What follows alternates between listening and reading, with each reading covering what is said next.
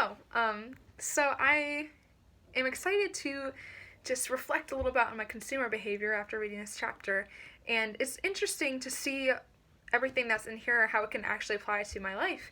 Um, as a spender, I would say I am frugalist, half frugal, half frivolous.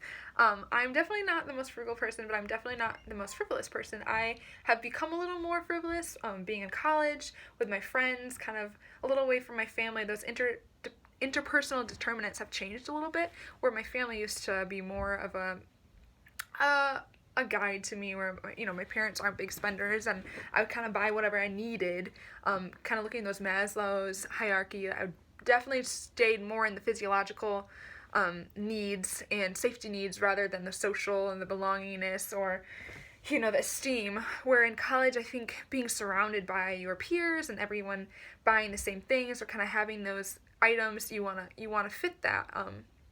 Not that you even felt the pressure of people, but just wanting to see, oh, there's something to that. So many people have it. I wonder why I don't. I want it. And I look at that, and it's just very interesting to see.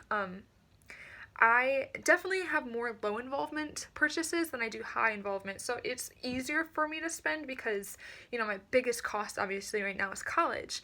But that's not, constant. I kind of pay at the beginning of the semester and like whatever. So the purchases I do are much more low involvement, and I'm a little more easily swayed on those things, such as shampoo or food or all those things. And I definitely see opinion leaders in my friend groups that are like, hey, you should use this, you should use it. I'm like, okay, that sounds great, because it's such a low involvement. And it's interesting to see how much less we care about those purchases, how, there's just so much less thought involved. It's just interesting to see the attitude, how I definitely research things before I get them, like when I'm buying my MacBook or my iPhone or my AirPods, how I would want to research every best price that I could get. If I could even get $5 off, I'm gonna go with that one. And I know a lot of people that just kind of find something, buy it, good. But whereas my attitude is in consumer behavior is much more logical and thought processed. So it's just interesting to see all those different things, and culturally how my reference group is, young college girl. I see advertisements for Fabletics and all these health things and beauty-wise, and how I'm definitely sucked into that and kind of drawn into that because of culturally and how we value youth and health. And so it's just interesting.